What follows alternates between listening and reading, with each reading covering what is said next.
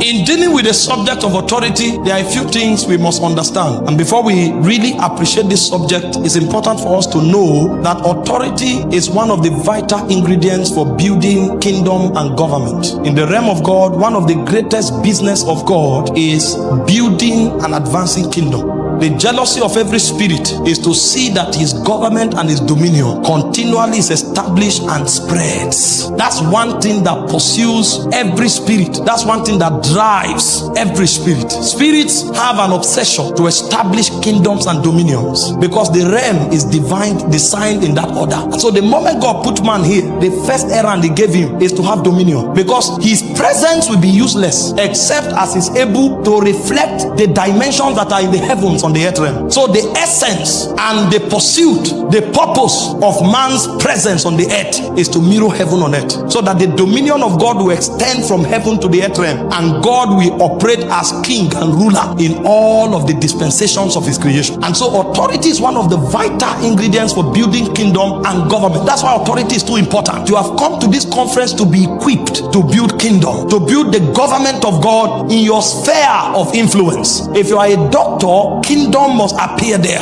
If you are a lecturer, kingdom must appear there. If you are a lawyer, kingdom. That's why this conference has been put together. It's not just for to give you food to eat. By the time we begin to go further, you discover that those things are byproducts. You are too important in God's agenda to be begging for food.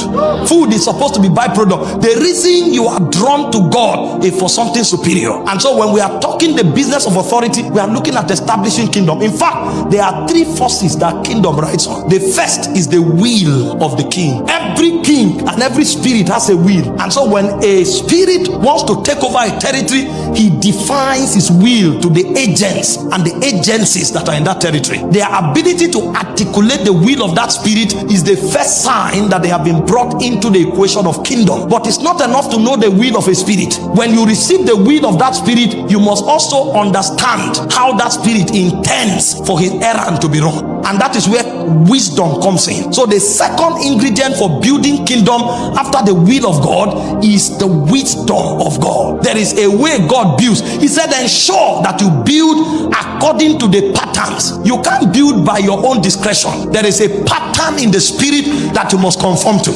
And so when a man wants to build kingdom, in addition to articulating the will of God, he must be brought into the equation of wisdom. He must start from the frequencies of Zion and download it to the earth. Even the ark that Noah built, God told him, look at the dimensions. Don't be creative here.